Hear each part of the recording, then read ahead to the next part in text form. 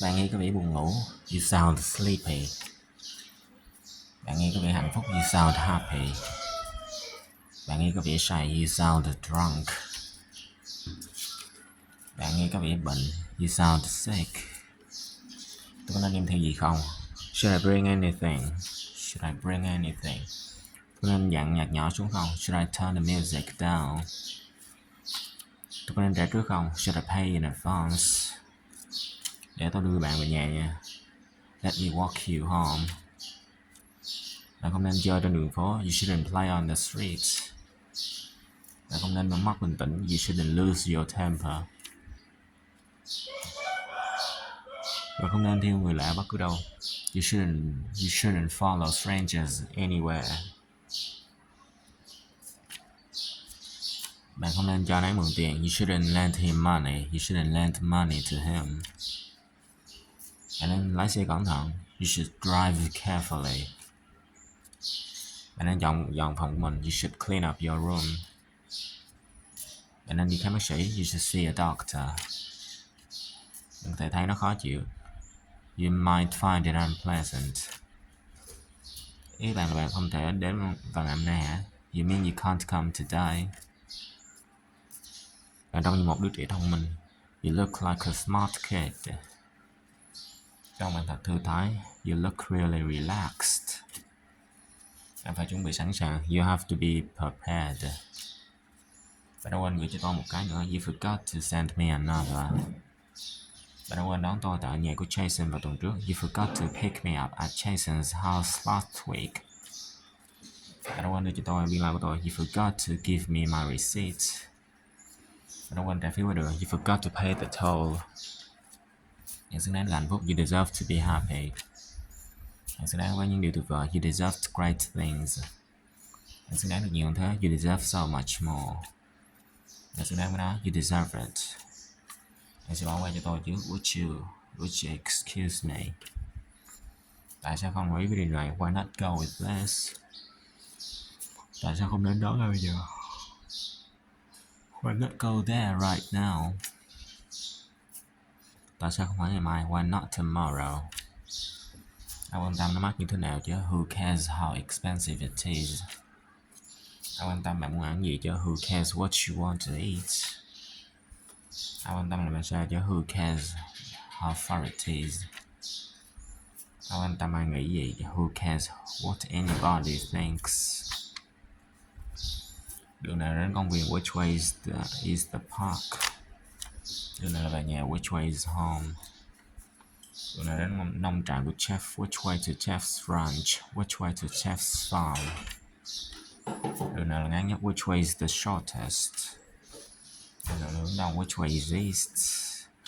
Bất cứ khi nào tôi ở trên thuyền tôi là bị say sóng. Whenever I'm on a boat, I get seasick. Seasick.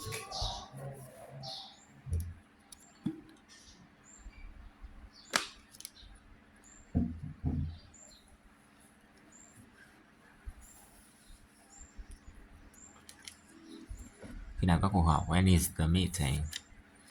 Đám cưới diễn ra khi nào? When is the wedding? Khi nào là sinh nhật bạn? When is your birthday? When is your birthday?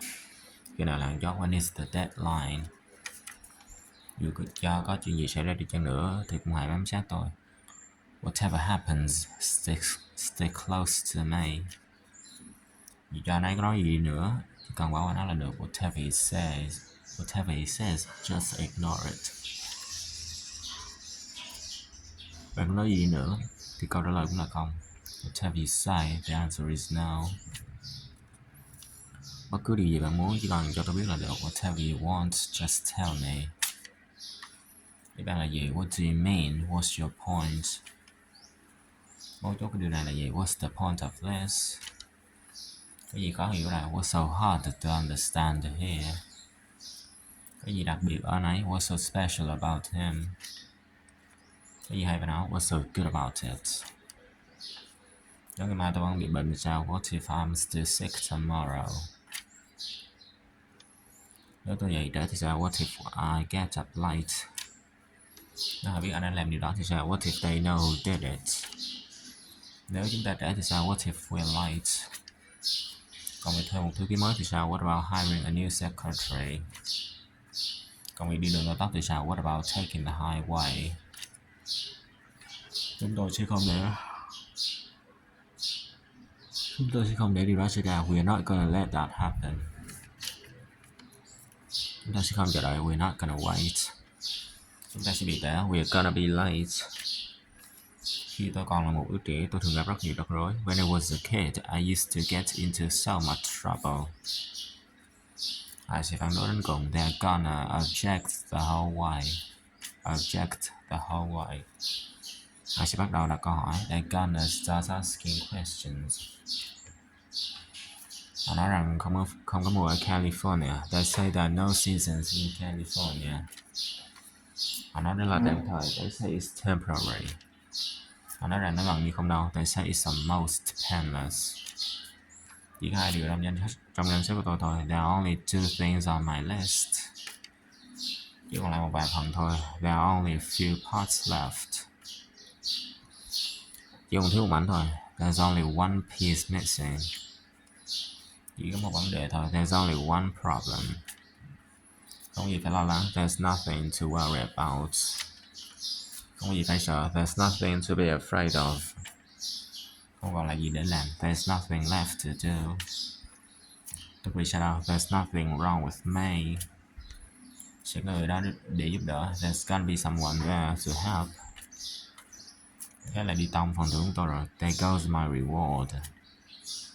Thế là đi tông bữa tối của tôi rồi. There goes my dinner. Thế là đi tông kế hoạch của chúng ta rồi. There goes our plan.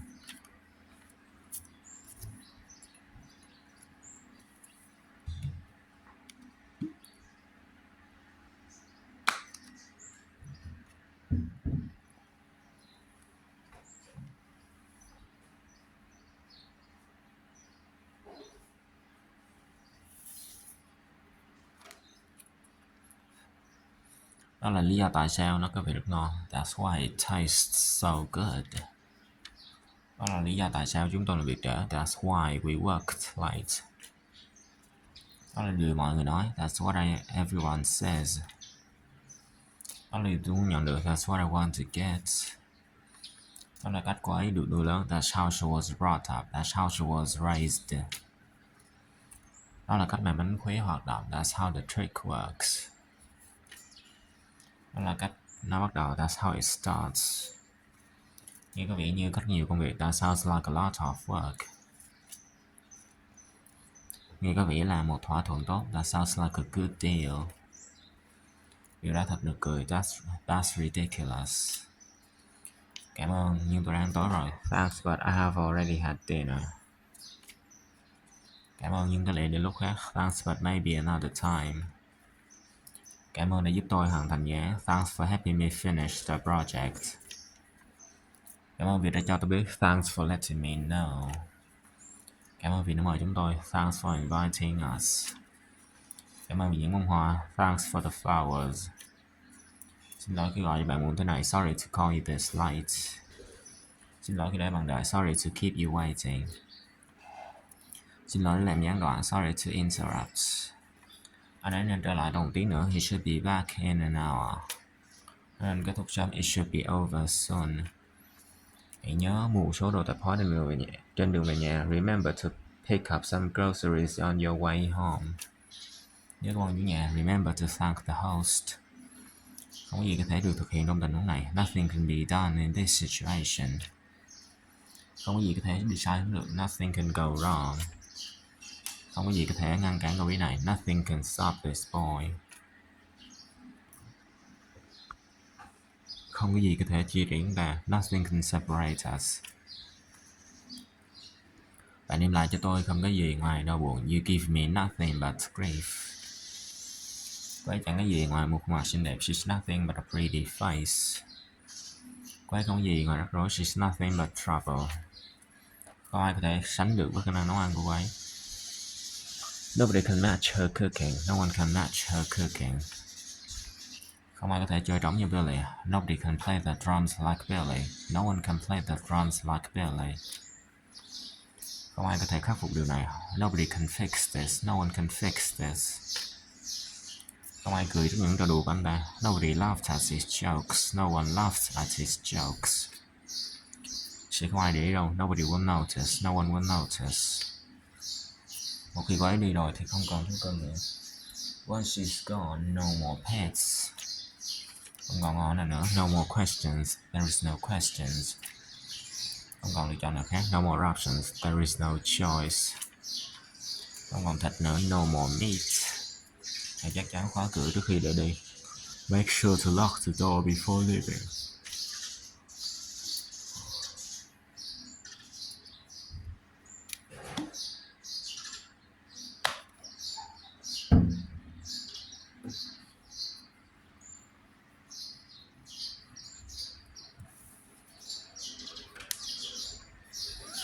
Hãy chắc chắn rằng nước không quá nóng. Make sure that the water is not too hot. Make sure. Hãy chắc chắn rằng bạn sẽ chia sẻ với anh em của bạn. Make sure you share with your brothers. Chúng ta đừng vội phán xét. Let's not be quick to judge. Chúng ta đừng vượt ranh giới. Let's not cross the line. Chúng ta đừng cá cảm với nhau. Let's not hold grudges against each other. Giả sử rằng Larry không trở lại. Let's say that Larry doesn't return. Giả sử bạn không biết về điều này. Let's say you didn't know about this. Giả sử rằng bạn đúng. Let's say that you're right. Giả sử rằng let's say that đi ăn trưa thôi. Let's go for lunch. Để tôi xem nó đã sẵn sàng chưa. Let me see if it's ready. Để tôi cho bạn thấy cách làm điều đó. Let me show you how to do it. Để tôi xem nó đã kết thúc chưa. Let me see if it's finished. Ở đây mình chỉ nói cho it's worth fighting for. Ở đây nó bỏ thời gian. It's worth taking the time.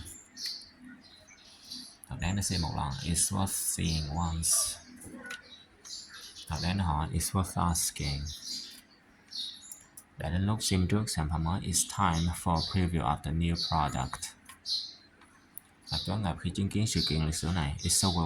It's overwhelming to witness this historical event.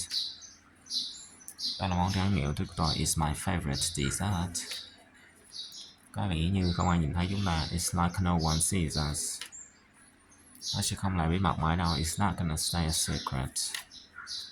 Nó sẽ làm tôi mập lên. It's gonna make me fat. Chỉ ổn thôi. It's gonna be okay. Là $10 mỗi cái. It's almost $10 each. Còn bây giờ đi ngủ rồi. It's almost bedtime. Sắp đến tháng 11 rồi. It's almost November. Nó sẽ không tệ đến thế đâu. It won't be that bad. Nó sẽ không bao giờ xảy ra. It will never happen.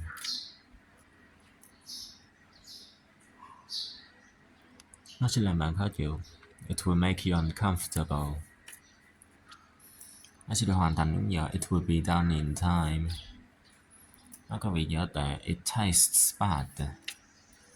Nó có vị như kem vậy. It tastes like ice cream. Nó có vị rất ngon. That's why it tastes so good. Có vẻ như tôi sẽ chiến thắng. It looks like I'm going to win. Nó trông có vẻ hơi nguy hiểm. It looks a little dangerous. Nó trông hoàn toàn tự nhiên. It looks completely natural. Ai không thích nhóm nhạc Beatles không? Is there anyone who dislikes the Beatles? Có ai có thể dịch cái này không? Is there anyone who can translate this? Có ai sống trong hộ này không? Is there anyone living in this apartment? Có ai không đồng ý không? Is there anyone who disagrees? Đó là điều bạn nghĩ phải không? Is that what you think?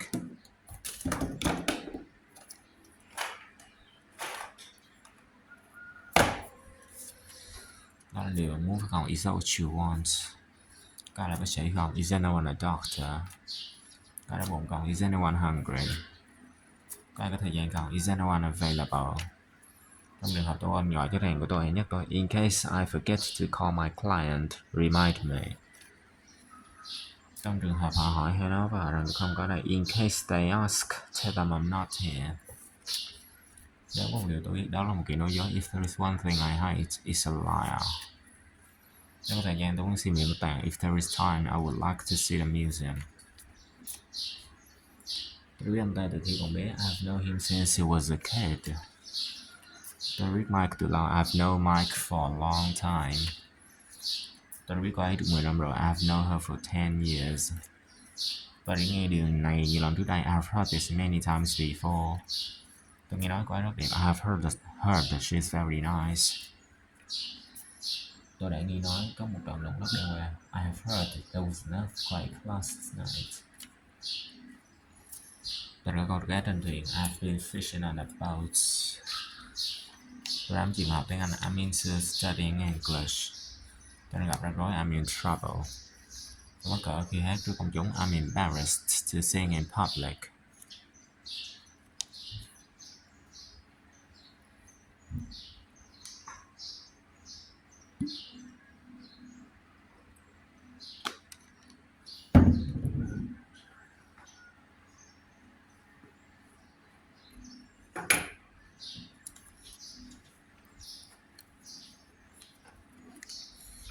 Tôi lo lắng về kết quả kiểm tra y tế của mình. I'm anxious about the results of my medical examination.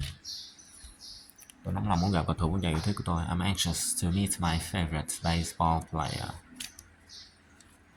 Tôi lo lắng về việc tham dự kỳ thi tuyển sinh đại học. I'm anxious about taking the university entrance exam. Tôi lo lắng về sức khỏe không tốt của ông tôi. I'm anxious about my grandfather's poor health. Tôi sợ chấn thương của bạn Loan. I'm afraid your injuries were too severe. Tôi sợ câu trả lời là không. I'm afraid the answer is no. Tôi sợ bạn đến trường khoa học này. I'm afraid you failed this course. Tôi sợ bạn đến trễ. I'm afraid you're late. Tôi hoàn toàn thua bạn về điều này. I'm absolutely behind you on this. Tôi hoàn toàn chắc chắn. I'm absolutely sure. Lần sau tôi sẽ cẩn thận hơn. I will be more careful next time. Tôi hỏi là tôi nên trở lại làm việc. I better get back to work. Tôi hỏi là tôi nên đi sửa laptop của mình. I better go get my laptop fixed. Tôi muốn một phòng bên hồ bơi. I would like a poolside room.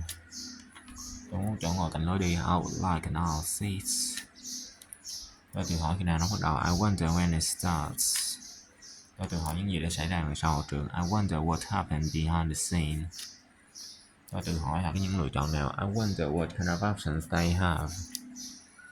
Tôi tự hỏi tại sao bạn từ chối đề nghị của này. I wonder why you refused his offer. Tôi thề tôi sẽ không giờ làm bạn thất vọng nữa. I swear I will never disappoint you again. Tôi thề tôi sẽ không giờ trễ nữa. I swear I will never be late again. Tôi cho rằng đó là cơ hội cuối cùng của mình. I suppose it's my last opportunity. Tôi cho rằng bạn cũng chưa được nghe rõ. I suppose you haven't heard of it either. Tôi cho rằng nó không hợp. I suppose it's inappropriate. Tôi hối hận rằng tôi không nhận công việc. I regret that I didn't take that job. Tôi lại không hoàn thành nó. I may not make it. Tôi biết bạn chối tiếc. I knew you would regret. Tôi biết tôi thể tin tưởng bạn. I knew I could trust you. Tôi biết bạn có thể làm được. I knew you could do it. Tôi biết điều đó sẽ xảy ra. I knew that was going to happen. Tôi đã quên mất buổi tiệc chia tay của Janet. I forgot about Janet's going away party. Tôi cảm thấy rằng chúng ta đang đi sai đường. I feel that we are going the wrong way. Tôi cảm thấy tôi có lẽ đã làm gì đó sai. I feel that I may have done something wrong. Tôi cảm thấy bằng không tận tâm. I feel that you're not committed.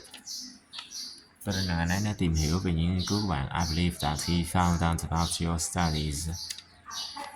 Tôi cho rằng bạn đã quên cuộc hẹn của chúng ta. I assume you have forgotten our appointment. Tôi cho rằng bạn đây là có lý do. I assume you are here for a reason.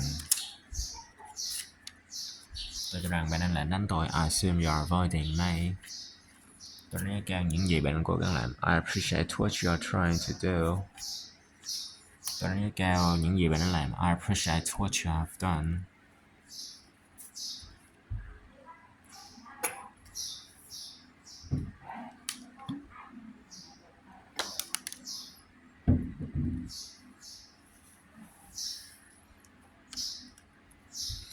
Tôi đánh giá cao sự hỗ trợ. I appreciate the support. Tôi đánh giá cao lời đề nghị. I appreciate the offer. Tôi đã nhớ kêu lời khen. I appreciate the compliment. Tôi gần như bao cuộc I almost gave up. Hồi phóng làm sao? How generous. Thật buồn làm sao? How sad. Thật kỳ diệu làm sao? How marvelous. Thật thú vị. How exciting. Tôi có nhiều thời gian. How much time do I have? Bao nhiêu người biết về điều này? How many people know about this? Bạn đã phỏng vấn nhiều ứng viên. How many applicants did you interview? Ánh sáng có thể đi được bao xa? How far can light travel? Bạn có thể chạy bao xa? How far can you run?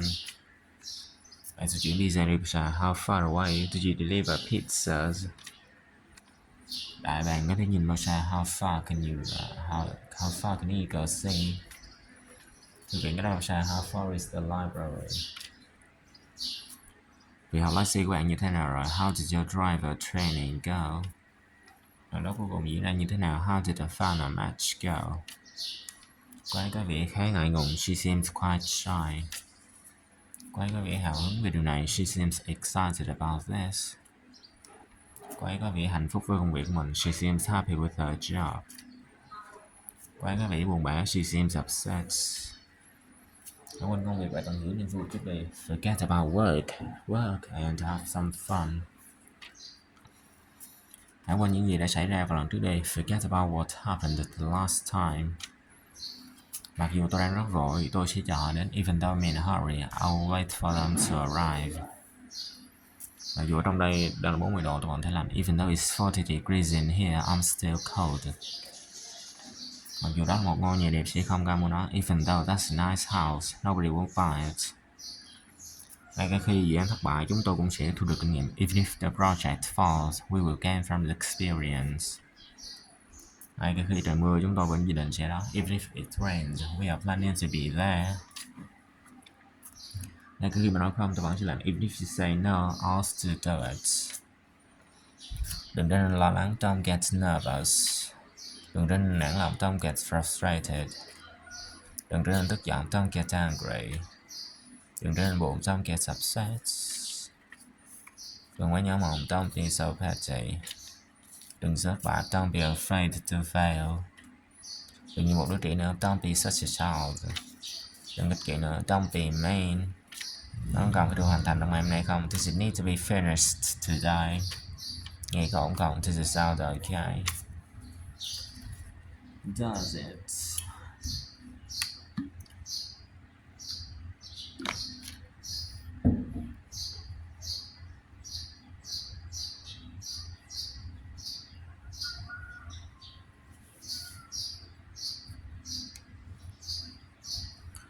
Có thấy chặt quá không? Does it feel too tight? Nghe hợp lý không? Does it make sense? Nó giúp giảm đau không? Does it help with the pain? Có ai đem theo một dụng cụ sơ cứu không? Did anyone pack a first aid kit? Có ai tình nguyện không? Did anyone volunteer? Ai thấy những gì việc xảy ra không? Did anyone see what just happened? Có ai gọi cho tôi không? Did anyone call me? Có ai biết người nào chịu trách nhiệm không? Does anyone know who's in charge? Có ai cần sử dụng điện thoại không? Does anyone need to use the phone? Có ai có thể nói tiếng Anh không? Can anyone speak English? Tại sao bạn lại trở nên thiếu kiên nhẫn như vậy? Why are you getting so impatient? Tôi đang trở nên phải ốm và mệt mỏi với trò chơi này. I'm getting sick and tired of this game. Tôi đang dần thấy lo lắng. He's getting nervous. Tôi không có bằng chứng thực tế. I don't have any actual evidence. Có những người khác có liên quan ở đây. There are other people involved here. Có người chờ đợi. There are people waiting. Không có lựa chọn nào khác ngoài việc thay đổi. There is no choice but to change. Có cách nào tôi có thể lên bộ cho bạn không? Is there any way I can make it up to you? Có cách nào để biết nó có thật hay không? Is there a way to tell if it's real? Có trạm xe buýt nào ở đây không? Is there a bus stop around here? Có ngân hàng nào ở đây không? Is there a bank nearby? Vẫn còn cái hy vọng. There's still hope. Tôi còn một số interview có kỹ năng. I need some skill for editors. Tôi cần nghỉ ngơi một chút. I need a break. Tôi đang giặt đồ. I'm doing the laundry. Tôi đang rửa chén. I'm doing the dishes. Tôi sẽ không nhận công việc. I won't take the job. Tôi chỉ ngồi dậy một chút thôi. I will just sit up for a bit. Tôi sẽ trông chừng cô ấy. I will look out for her. Tôi muốn ngậm nước. I want a sip of water. Bạn thể bước ra khỏi hàng không? Could you step out of the line, please? Tôi không thể đưa nó trong ngày sau đó à? Can't I hand it in a day later?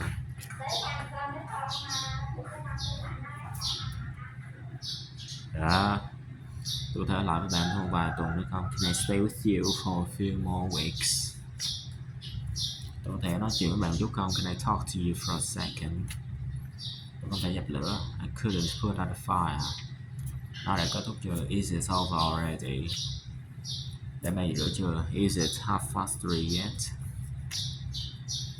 Tôi trông như thế nào? How do I look? Để tôi chuẩn bị. Let me get ready. Đừng bỏ cuộc. Don't give up. Hang in there. Tôi không ôm đá.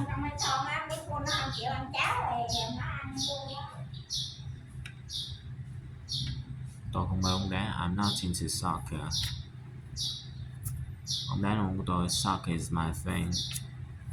Không nhất thiết phải như vậy. Not necessarily. Bất cứ lúc nào. Anytime. Tôi thật sự biết ơn. I'm really grateful. Lao động nhé. Take care.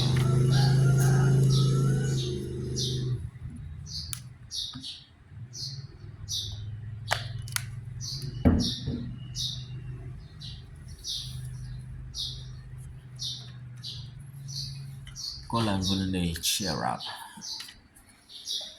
Lần trước rồi, it's almost noon. Lần bây giờ rồi, it's almost 3:30. Bạn đang chờ đó hả? Are you waiting for someone? Bạn có sợ không? Are you afraid? Không dậm lên cỏ, keep off the grass. Chúc đi vui vẻ, enjoy your trip. Cảm ơn vì đã đến. Thanks for coming. Ngồi đi, take a seat, have a seat. Sẽ quay lại ngay. They'll be right back. Thử vòng mai đi, take a chance. Không phải mới đây, not recently. Nhiều hơn thế, more than that. Tôi rất tiếc chúng tôi đã hết rồi. I'm sorry, we are sold out. Tôi sẽ đưa bạn đến trạm xe buýt. I will take you to the bus stop. Xong việc lúc 6 giờ, I get off work at 6. Công việc thế nào rồi? How's work going? Anh ấy sắp đến rồi. He's coming soon. Mọi thứ đã sẵn sàng. Everything is ready. Trông giống như chuyện gái quen bạn. You look like your sister. Ngày mai đi làm không? Are you working tomorrow? Bạn cháu nào chưa? Do you have any children? Tôi có hỏi bạn một câu không? Can I ask you a question? Hôm nay trời sẽ tuyết. It's going to snow today. Bắt đầu lúc mấy giờ? What time does it start? Mọi người vì một người vì mọi người. All for one for all. Tôi sẽ cẩn thận hơn. I will be more careful. Tôi dẫn bạn bè tới không? Can I bring my friend? Có ai khác đến được không? Is anyone else coming? Buộc chặt dây an toàn của bạn. Fasten your seatbelt. Để tôi nghĩ xem. Let me think about it. Bạn sẽ đưa tôi về nhà chứ? Will you take me home? Tất cả các bạn đều diện việc. You're all dressed up. Để còn không, better late than never. Khi nào anh ta sẽ trở lại? When will he be back? Sớm nhất có thể, as soon as possible. Ý hay à, that's a good idea. Tôi có thể dùng bút vào được không? May I use your pen? Các vị đúng rồi đó. It seems alright. Để được giảm mất. Easy come, easy go. Ta bắt mạch dần. The one last years. Lặp đi lặp lại. Again and again. Tôi phải làm sao đây? What should I do? I wouldn't lay. Make up your mind and make the decision. Tự nhiên bản thân, control yourself. Chúng tôi hoàn toàn tán thành với cái we are wrong for it. Anh ta thiếu can đảm. He lacks courage. Cảm ơn trước nha. Thanks in advance. Tôi hứa với bạn. I promise you, you have my word. Không gì phải đâu nói. There is no hurry.